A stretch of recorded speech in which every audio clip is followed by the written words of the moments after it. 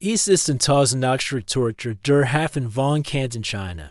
Dutzend ausländische Schiffe liegen vor Anker beladen mit einer einzigen Wehr. Sie schmuggeln in diesem Jahr über 40,000 Kisten Davon ins Land, das sind 25 Millionen Kilogramm reines Opium, ein ganzes Reich die. King Dynastie würfelt einer sucht, in der Hauptlieferant ist kein Drogenkartel. Es ist eine einzig respectable Britische Firma, die von zwei Männern geleitet wird. Sie werden reicher als die meisten Könige, sie werden eine Nation in die nie zwingen. Und sie werden den bauplan. Für die modernen Unternehmenscher liefern 150 Jahre für den Sacklers, zu verstehen, wie sie das Geschäft haben mussten wir zurückspielen. Im frühen 19. Jahrhundert hat Großbritannien ein massives Problem. Es ist süchtig nach chinesischen während die Zeit Porzellan. Die Briten importieren Millionen Pfund Sterling von diesem Zug in China will buchstäblich nichts. Was die Briten haben. Kein schweren Maschinen, die Chinesen verlangen für ihr Waren nur ein Bisseling. Kales hartes Silber jahrelang flight das Silber der Britischen Empire in einer Flut nach Osten. Das ist ein Handelsdefizit, das ein Supermarkt ruinieren kann, die Britische Ostindien Company. Die das Handelsmonopol halt ist verzweifelt, sie brauchen etwas, das die Chinesen wollen.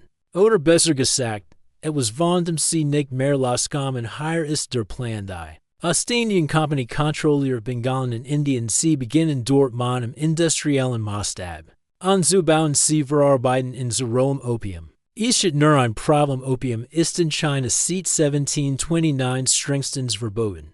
Der Kaiser hat es als Laster eingestiftet. Das die Gesellschaft zerstört die Ostindien Company kann es also nicht legal verkaufen, und als quasi-staatliches Unternehmen können sie nicht beim Schmuggel erwischt werden, sie brauchen Mittelsmänner, sie brauchen rücksichtslos Privatunternehmen, die Drecksarbeit machen. Auftritt: William Jardine und James Matheson, zwei Schatten aus einfachen Verhältnissen. Jardine ist ein heimlicher Schiffsarzt. Bekannt als der eisenkäfig alte Rat, Matheson ist der Strategierediguin, ein cleverer Jar. 1830 gegründet sie die Firma Jardine Matheson and Company, ihr Geschäftsmodell ist einfach, sie kaufen das Opium von der Ostindien Company bei Auctionen in Calcutta. Sie laden es auf Schnellschiff, sogenannte Clipper, sie segeln zur chinesischen Küste.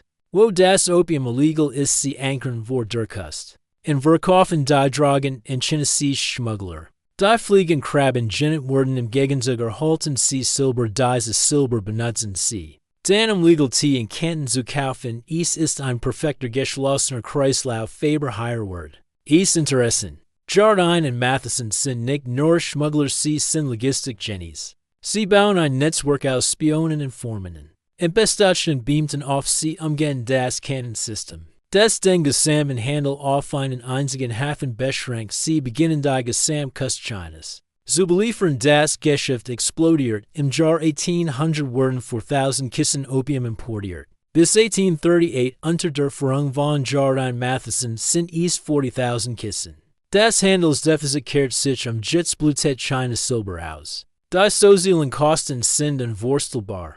Es geht nicht nur ein paar Süchtigen, den Staatenschätzungen gehen von 12 Millionen Süchtigen. Außerdem Gelder bauen die Produktivität bricht zusammen, die kaiserliche Armee wird unfähig. So kämpfen. Kaiser Daguang sieht sein Reich von innen heraus werden, hat genug.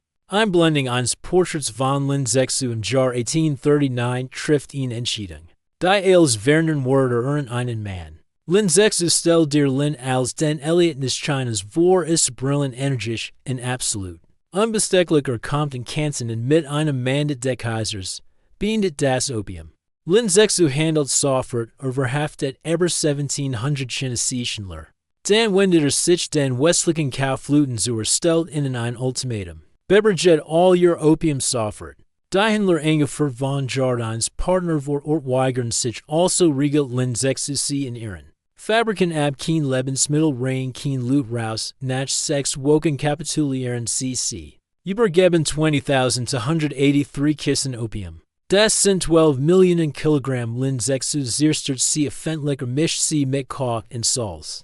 Und spolt sie ins Meer, hat gerade ein Vermögen im Wert von 2 Millionen Pfund Sterling vernichtet. Das ist heute ein Wert von über 200 Millionen Pfund für Jardine und Matheson ist das ihn. Catastrophe vergeten normalen Geschäftsmann war das Spiel vorbei. Aber William Jardine ist kein normaler Geschäftsmann. Als das passiert ist Jardine bereits auf dem Weg nach London.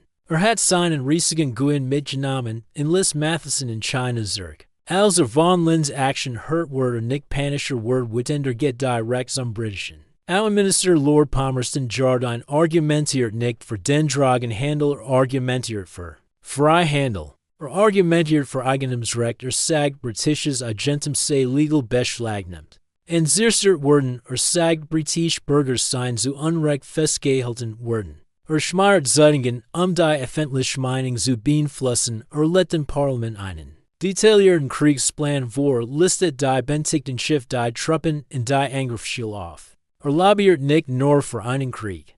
Plant den Krieg den Großbritannien führen soll. In das Parlament stimmt zu im Jahr 1839 beginnt der erste Opiumkrieg ist kein Krieg. Ist ein Hintergrund, China hat eine Armee von 800.000 Mann, aber sie kämpfen mit Musketen. Segelschiffen schunken Großbritannien schickt ein klein hochmodern Eingreiftruppe. Herstück ist das erste Dampfkanonenboot aus Eisen, die Heik Nemesis. Die Nemesis kann gegen den Wind und gegen Strömungen fahren. Sie dampft Fluss hinauf die chinesische Schunken nicht verteidigen können. Sie zerstört ganz Flotten die Briten nehmen Hafen nach Hafen. Ein China ist wehrlos 1840 dekapituliert China sie unterzeichnen den Vertrag von Nanking Mannen. In den ersten der ungleichen Vertrag China muss 21 Millionen Silberdollar als Entschädigung zahlen. Ein Großteil davon geht direkt in Jardine Matheson & Co.